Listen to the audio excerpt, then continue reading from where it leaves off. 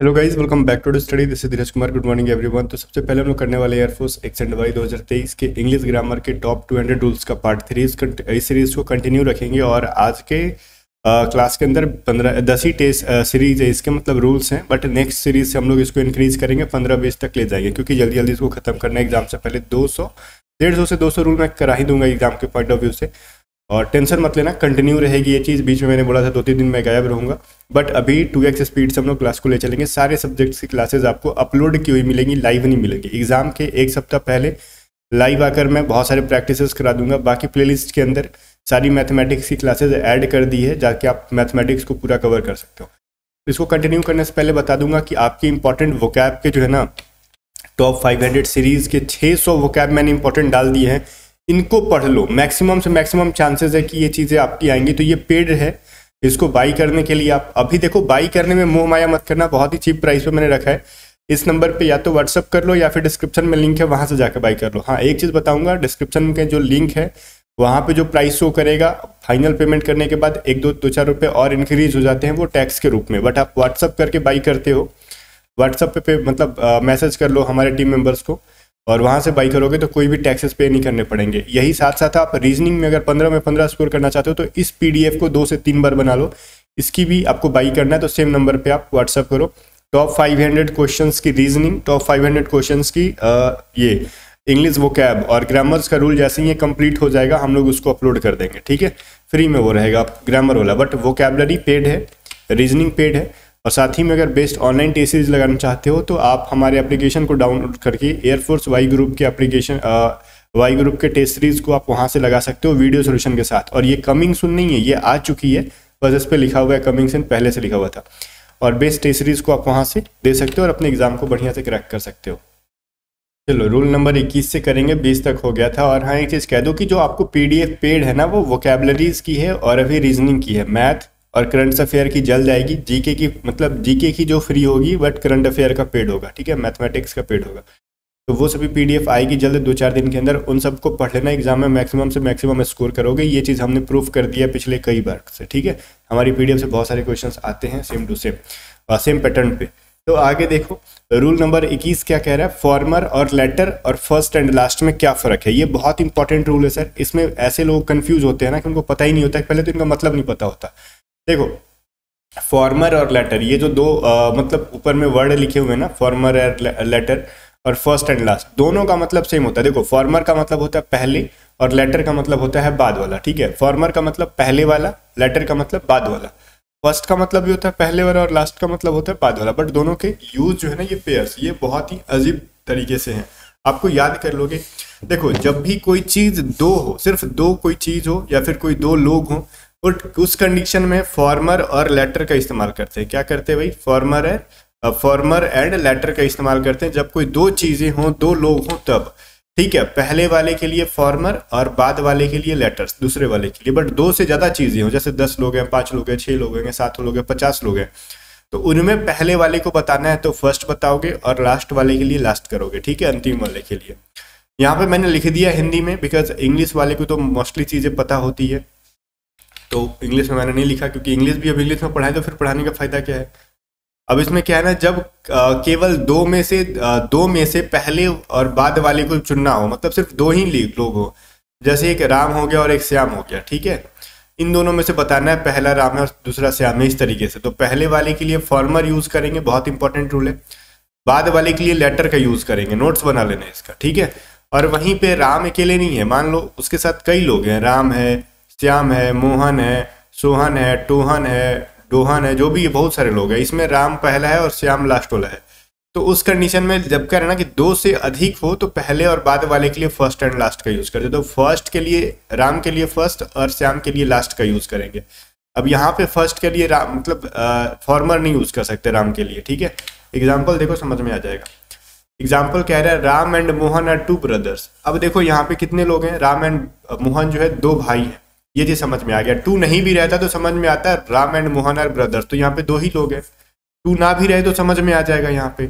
अब 2 है भी तो कोई दिक्कत नहीं है, 2 मेंशन कर दिया, 2 ही लोग हैं, इससे ज्यादा कोई भाई नहीं है। Ram and Mohan are brothers या फिर Ram and Mohan are 2 brothers. फिर कह रहा है first is dull but last is intelligent. पहला जो है थोड़ा सा मंद बुद्धि है, दूसरा जो है वो इंटेलिजेंट है। मतलब राम को मंद बुद्धि बताया गया फर्स्ट के तौर पे। तो यहाँ पे दो लोग हैं तो ना तो फर्स्ट आएगा ना ही लास्ट आएगा। यहाँ पे क्या होगा, फर्स्ट के लिए फॉर्मर का यूज करोगे आप, लास्ट के लिए आप लेटर का यूज करोगे। तो चलो इसको सही तरीके से लिखते हैं। ये यहाँ पे गलती है, ये यहाँ पे गलती है। क्या लिखोगे, राम एंड मोहन आर, ठीक है, आर ठीक है, दो लोग हैं, टू ब्रदर्स। ये तो चीज बिल्कुल भी सही है, इसमें कुछ गलती नहीं है। बट सेकेंड लाइन में क्या होगा, former is dull but latter, latter is क्या हो जाएगा, इंटेलिजेंट। ठीक है ना, तो ये चीज समझ में आ गया आपको। तो आई होप कि फॉर्मर एंड लेटर का प्रयोग समझ में आ गया होगा आपको, कहाँ पे करना है और कब करना है। तो चलो फिर मैं ना थोड़ा सा इसको मार्क कर देता हूँ यहाँ पे, इसके अंदर हमने सुधार किया है। ठीक है, अभी क्या चल रहा है भाई, वर्क नहीं कर रहा। हाँ देखो, ये और ये हमने सुधारा है, ठीक है। और यहाँ पे हमने ये, इसमें गलती था, हमने इसको सुधार दिया, ठीक है ना। ये गलत है और ये सही है। इसकी नोट्स मुझे आपको देनी है, इसलिए प्रॉपर तरीके से मैं इसको तैयार करना चाहता हूँ ताकि इसकी PDF जब दूँ तो आपको पढ़ने में आसान हो। जैसे अगला एग्जाम्पल है, 10 बॉयज आर देयर, ठीक है, the former one is tall but later one is dwarf. अब इसका मतलब क्या है, 10 लोग हैं वहां पे, तो पहला जो है वो क्या है, द फॉर्मर वन इज, पहला जो है वो टॉल है but later one is dwarf. अब 10 लोग हैं, 10 बॉयज है, तो 10 बॉयज के लिए फॉर्मर नहीं आएगा, द फर्स्ट और द लास्ट का यूज करोगे। क्या यूज करोगे आप यहाँ पे, करेक्ट आंसर क्या होगा, 10 boys are there the first, ये चीजें समझ में आ रही होगी। फर्स्ट वन इज क्या हो जाएगा, टॉल बट, फिर क्या कह रहा है, the last one is dwarf, मतलब बौना है, पहला लंबा है, दूसरा क्या है, लास्ट, अंतिम क्या है भाई, बौना है। तो ये चीजें समझ में आ गई आपको।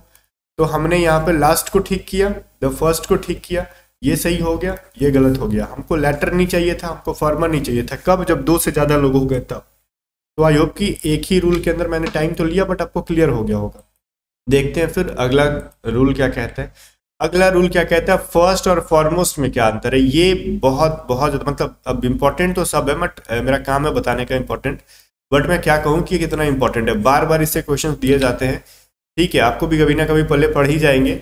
फर्स्ट और फॉरमोस्ट का यूज में क्या फर्क है। देखो, फर्स्ट का मतलब होता है 2 से अधिक लोग में प्रथम के लिए यूज करते, जैसा कि मैंने पीछे पढ़ाया आपको, यहाँ पे पढ़ाया ना, फर्स्ट एंड लास्ट का यूज। तो फर्स्ट का वही है, 2 से अधिक लोग जब रहेंगे तो उसमें पहले वाले को बताने के लिए फर्स्ट का यूज करेंगे, ठीक है।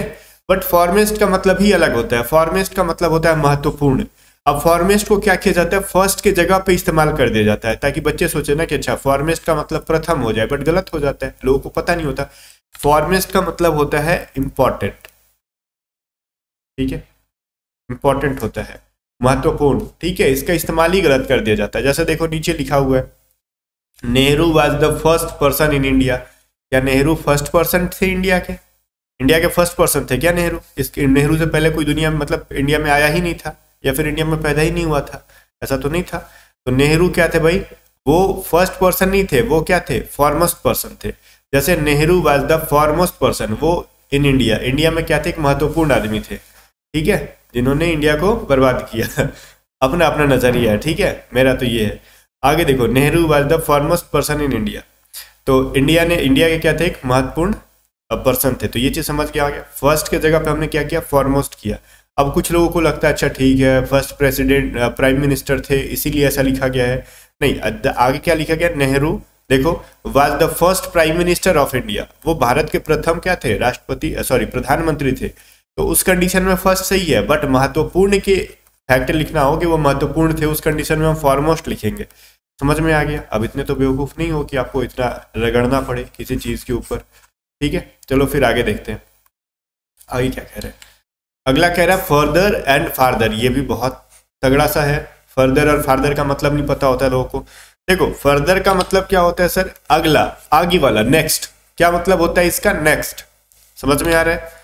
और फार्दर का मतलब होता है दूर वाला, ठीक है, लॉन्ग डिस्टेंस बताता है, ठीक है ना। तो ये चीजें है, जैसे देखो यहाँ पे क्या है, I know farther train to Patna. अब कह रहा है मैं जानता हूं दूर का ट्रेन जो पटना क्या है, तो पटना का दूर का ट्रेन और नजदीक का ट्रेन क्या होता है भाई? ये कुछ मतलब शब्दावली है क्या? दूर का ट्रेन है, नजदीक का, पटना के बारे में कह रहे हैं। मान लो आपको दिल्ली जाना है, तो दिल्ली का दूर का ट्रेन और दिल्ली का नजदीक का ट्रेन क्या होता है? नहीं पता है, नहीं होता है कुछ। तो आपको क्या पता है अगर मैं बोलूं I know further train to Patna, मतलब पटना के लिए अगला ट्रेन कौन है, अगला ट्रेन जानते हो ना आप, तो उस कंडीशन में फार्दर का नहीं फर्दर का यूज करोगे। तो क्या लिखोगे यहाँ पे? आई नो फर्दर ट्रेन, ठीक है, टू पटना। बहुत ही सिंपल सा रूल है, बस समझने का फर्क है, इनका अर्थ याद करना होगा। फर्दर और फादर का यूज क्या है? ये फादर नहीं है, फादर है, ठीक है। यहाँ पे आर फिर भी थोड़ा सा साइलेंट टाइप का होता है, तो ये दोनों का मतलब समझ में आना चाहिए। आगे देखो, आई know further play ground from my house, मैं जानता हूं अपने हाउस से अगला प्ले ग्राउंड। तो आप कहोगे सर ये तो ठीक है, चलो घर के बाद अगला प्ले ग्राउंड कौन है? देखो घर के बाद अगला प्ले ग्राउंड नहीं होता, एक प्ले ग्राउंड के बाद अगला प्ले ग्राउंड होता है। अगर मैं कहूंगा ना कि मैं श्याम के अलावा मतलब एक और राम को जानता हूं, तो ये क्या मतलब हुआ? इस एक और राम को जानने का मैं बात तब करूंगा ना जब पहले किसी और राम को जानूंगा। तो इस सेंटेंस में क्या लिखा है? Further play ground from my house, अगला प्ले ग्राउंड मेरे घर से, ठीक है। तो मैंने पहले किसी प्लेग्राउंड के बारे में जब जिक्र ही नहीं किया, तो अगले प्लेग्राउंड के बारे में कैसे जिक्र कर दिया? ठीक है, शब्द पे समझो यहाँ पे क्या कहना चाहता है। तो इसलिए फर्दर का यूज गलत है। आप क्या कहोगे? आप बचपन में क्या कहते थे? चलो घर से दूर जाके खेलेंगे, तो वही चीज है आई नो, ध्यान से समझना, आई नो फार्दर, ठीक है। फार्दर का मतलब क्या हुआ? फार्दर प्लेग्राउंड, ठीक है, फ्रॉम माई हाउस, मतलब अपने घर से दूर का जो है ना प्लेग्राउंड, उसके बारे में मैं जानता हूँ। घर से जो दूर है, तब जाके वहां जाके खेलेंगे तो मम्मी नहीं मारेगी, देखेगी तो कपड़ा गंदा हुआ तो बोल देंगे गिर गए थे। बचपन में होता था ना, ऐसे खेल के गंदा करते थे, और वैसे टाइप का क्वेश्चन है ये। बट इसका यूज हो सकता है थोड़ा सा लॉन्ग सेंटेंस में आ जाए। मैंने आपको समझाने के लिए छोटे छोटे सेंटेंस रखे हैं, बट अब छोटे छोटे सेंटेंस जब समझ जाओगे बढ़िया से, तो बड़े बड़े सेंटेंस के अंदर आपको एटलीस्ट इन वर्ड से पहचान हो जाएगी ना, तो आप फटाफट पकड़ने लगोगे। मैक्सिमम यही कंफ्यूजिंग पेयर दिया जाता है एग्जाम में, ठीक है। चलो आगे देखते हैं। अगला देखो, बहुत ज्यादा क्वेश्चंस रिपीट होता है इसके ऊपर। जूनियर के साथ हमेशा देन का इस्तेमाल कर दिया जाता है, सीनियर के साथ देन का इस्तेमाल कर दिया जाता है। नहीं भाई, गलत है। जूनियर के साथ, सीनियर के साथ, इन्फेरियर, सबका मतलब देखो लिखा है। इन्फेरियर का मतलब घटिया, सुपीरियर का मतलब बढ़िया, प्रीफर का मतलब पसंद करना, प्रिफरेबल का मतलब पसंद करने योग्य। मैंने बहुत बढ़िया से आपके लिए नोट्स बना रहा हूँ ताकि हर बच्चा को समझ में आए, ठीक है। इन सब के साथ जितने भी चीजें लिखी गई हैं, टू का यूज होता है, ठीक है, देन का नहीं। देखो देन को लिख के मैंने काट रखा है यहाँ पे, नोट्स में दूंगा आपको ऐसे ही। टू के साथ क्या होगा? टू का यूज होता है इन सब के साथ। Junior to me, senior to me, inferior to you, superior to, preferred to, preferable to, ये जितनी चीजें बहुत इंपॉर्टेंट है, इनके साथ टू का यूज होता है। एटलीस्ट आप देखो जूनियर याद कर लोगे, ठीक है। एग्जाम में जो आपके आ सकता है जूनियर, सीनियर, ठीक है, प्रेफर, ये तीन अभी फिलहाल के लिए मोस्ट इंपॉर्टेंट है। सारे ना भी याद हो तो ये तीन याद कर लेना, क्योंकि मेनली यही रिपीट किया जाता है। इन्फेरियर, सुपीरियर, प्रेफरेबल, ये सभी एसएससी में बहुत ज्यादा पूछा जाता है। बट आपके एग्जाम के लेवल के अकॉर्डिंग ये तीन वर्ड्स बहुत इंपॉर्टेंट है। बाकी याद सब हो जाए तो बेटर रहेगा वो। एग्जाम्पल देख लो, you are junior then me. अब लगता है ना जूनियर एक कॉम्परेटिव डिग्री है, CD कॉम्परेटिव डिग्री के बारे में थोड़ा सा मैं जिक्र कर दूं। देखो अब जैसे क्या होता है ना, गुड, गुड एक वर्ड है जिसको हम लोग पॉजिटिव डिग्री कहते हैं, PD।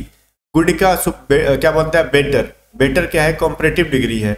और वहीं पे क्या है? सुपरलेटिव डिग्री क्या होता है इसका? बेस्ट। समझ गए? गुड, बेटर, बेस्ट, इस तरीके से जो वर्ड्स बनते हैं ना, तीन तीन, ठीक है। तो उस तरीके से ये क्या बनता है भाई? पॉजिटिव का कॉम्परेटिव, फिर सुपरलेटिव, ये सभी डिग्री में हम लोग पढ़ेंगे। बट वो जूनियर को हम लोग ऑक्सिलरी कॉम्परेटिव डिग्री जो बनाना, बेटर, बेटर देन कहते हैं।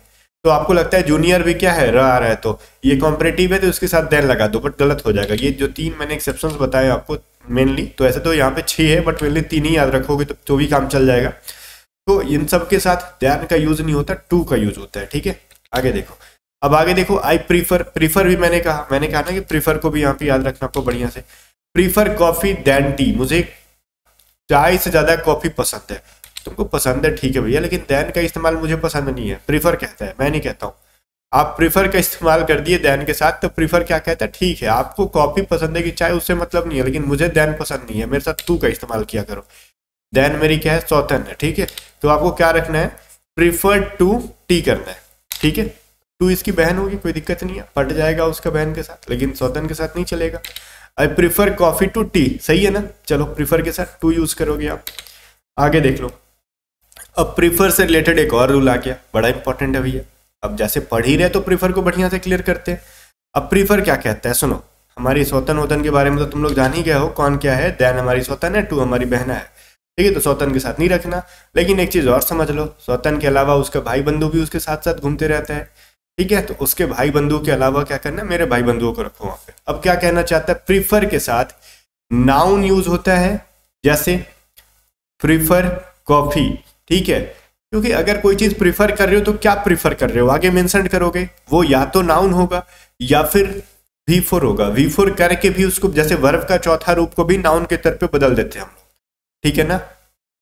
तो एक तरीके से या फिर वर्ब का चौथा रूप होगा, उसके बाद फिर तो टू ही आना है, और उसके बाद भी नाउन या फिर वर्ब का चौथा रूप होगा।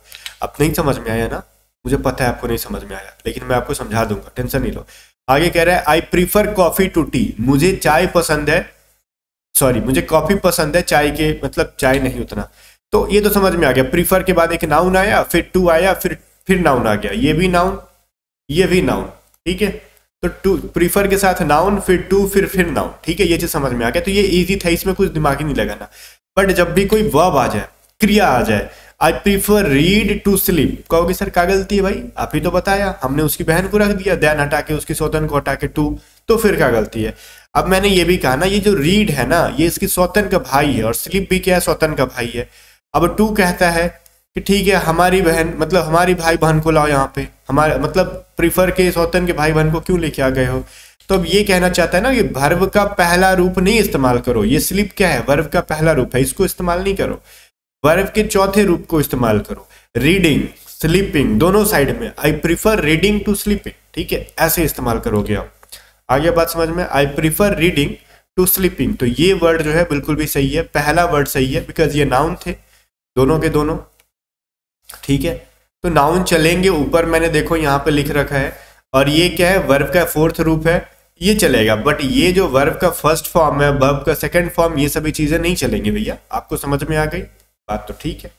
रूल नंबर 26 देखो, वन ऑफ द के साथ ना, इसको देखो अभी मैं थोड़ा सा इसका बेसिक बता रहा हूँ, फिर आगे जाके इसको छिलेंगे हम लोग, अगले 2-3 क्लास के बाद इसको डेप्थ में जाने वाले हैं, फिर से छिलने आऊंगा मैं इसको, बट पहले इसका इंट्रोडक्शन करा दूं आपसे। मिल लो, लड़की वड़की देख लो, ठीक है, लड़की वालों हो तो लड़का देख लो, बाद में शादी वादी कराते रहेंगे। अभी देखो क्या कह रहा है, वन ऑफ द, इसके बाद प्लूरल नाउन का इस्तेमाल करते हैं। ऐसा क्यों करते हैं सर, वन के बाद प्लूरल क्यों यूज करते हैं, इसका मैं मतलब समझा देता हूँ आपको। देखो कह रहा है he is one of the best boy, वह क्या है, अच्छा लड़कों में से एक है। देखो ये कह रहा है वन ऑफ द का मतलब होता है ना, बहुत सारे लोगों में से किसी एक को बाहर निकाल के बताना होता है, तो वन ऑफ का यूज करते हैं, ठीक है।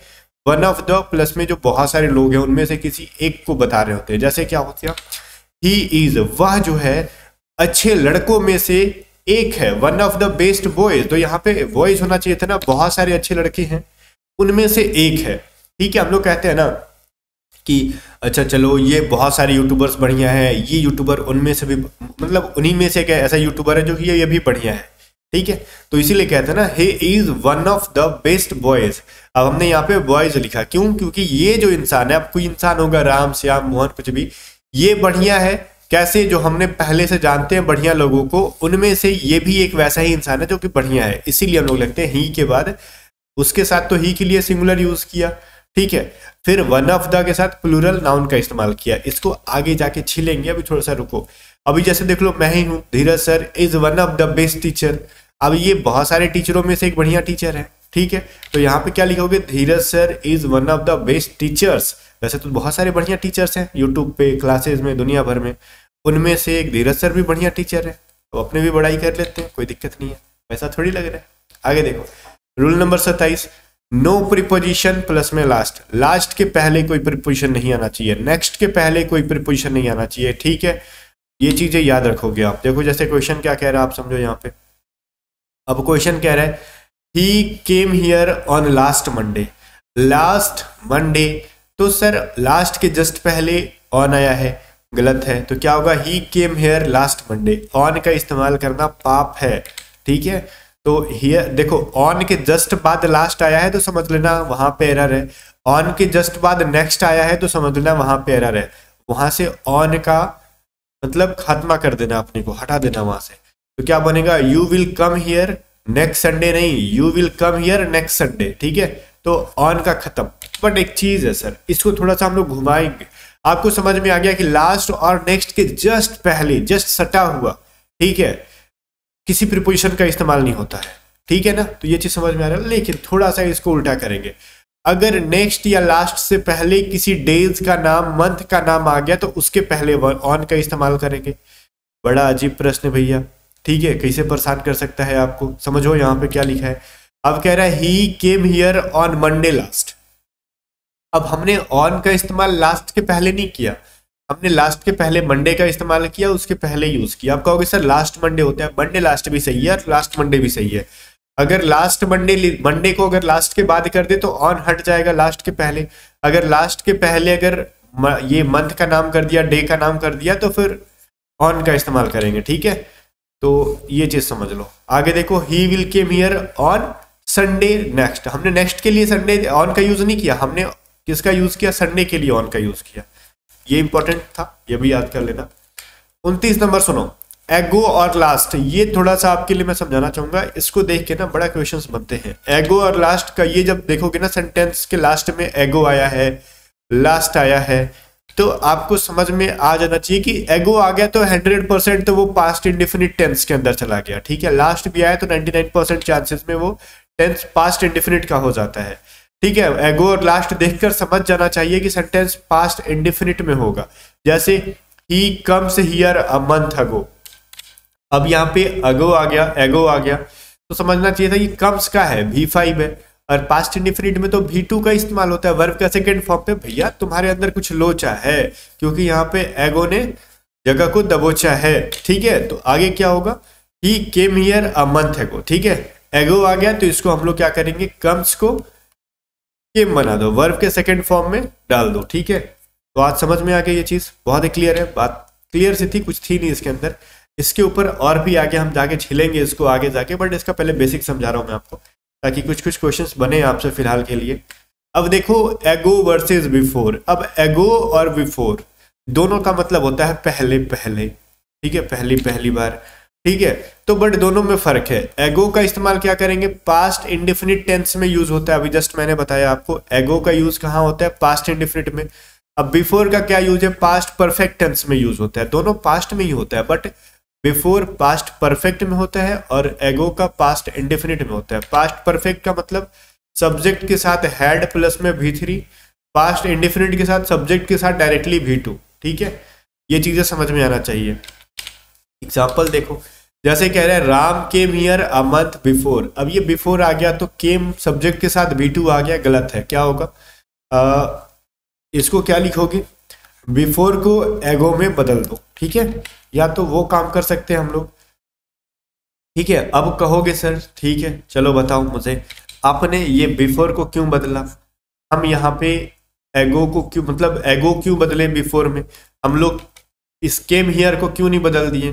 सुनो, हमको समझ में आ रहा है ये जो सेंटेंस है ये पास्ट इंडेफिनिट का है, तो पास्ट सेंटेंस के अकॉर्डिंग किसी वर्ड को बदलोगे ना, कि एक वर्ड की वजह से पूरा सेंटेंस बदल दोगे। रूल तो यही कहता है कि सेंटेंस जिस चीज में रखा है उसके बाद के वर्ड्स को उसी के अकॉर्डिंग में सजा दो। तो यहाँ पे बिफोर का ना यूज होके पास्ट इंडेफिनिट के साथ मैंने क्या बोला, एगो का यूज होता है। तो Ram came here a month ago, वो 1 महीने पहले आ चुका था, ठीक है। करेक्ट आंसर एगो होगा, बिफोर नहीं होगा। आगे देखो, अगर मैं ये लिखूं Ram had come here a month before, तो यहाँ पे आपको हैड कम भी लिख सकते थे, बिफोर भी लिख सकते थे, ठीक है। अब सवाल आप कहोगे सर कोई बड़ा काम नहीं किया आपने, एक बार केम को यहाँ पे हैड कम बना दिया और एक बार बिफोर को एगो कर दिया, सेंटेंस दोनों तरीके से सुधार दिए। तो देखो मैं ये कहना चाहूंगा, ये राइट आपके पास दिया जाएगा अकॉर्डिंग टू ऑप्शंस, ठीक है। अगर कॉमन ईयर के क्वेश्चंस में ये सवाल देता है तो आपको बिफोर के जगह पे एगो करना होगा। अगर फिल इन द ब्लैंक्स देता है, मान लो ये दे दे, यहाँ पे बिफोर लिख के यहाँ पे क्या करेगा, आपको केम का क्या करेगा, खाली स्थान छोड़ देगा। तो बिफोर आया है तो हैड कम करोगे, ठीक है। एगो आया है तो केम फिल इन द ब्लैंक्स के अंदर फिल करोगे। ठीक है, तो ये चीजें समझ जाना, दोनों एक साथ तो देंगे नहीं, तो अकॉर्डिंग टू ऑप्शंस आपको पकड़ लेना है, दोनों ऑप्शंस में नहीं रहेंगे, ऑप्शंस भी रहे तो लास्ट वाले वर्ड के according fill in the blanks करेंगे। अगर option fill in the blanks का नहीं रहा तो कॉमन एरर बदलना है तो बिफोर और एगो में चेंज करेंगे। ठीक है, तो ये जो चीज है आप समझ जाओगे फटाक से देख के, टेंशन वाली कोई बात नहीं है इसके अंदर। ठीक है, बाकी रूल मुझे लगता है 30 था, इसको यहीं पे एंड करेंगे। और फिर से एक बार याद दिला दो, जाओ व्हाट्सअप करो और वोकैब की पीडीएफ और रीजनिंग की पीडीएफ को कम से कम 2 से 3 बार, वो रीजनिंग की पीडीएफ 2 से 3 बार बना के खत्म कर देना। और ये जो है वोकैब इसको रट जाओ एग्जाम से पहले, टेंशन वाली बात नहीं है, आपकी बहुत बढ़िया एग्जाम जाने वाली है। बाकी ग्रामर का रूल जैसे कंप्लीट होता है तो इसकी भी पीडीएफ मैं प्रोवाइड कर दूंगा। और बाकी टेस्ट सीरीज आप लगाने के लिए ऑनलाइन टेस्ट सीरीज आप हमारे एप्लीकेशन को डाउनलोड कर सकते हो।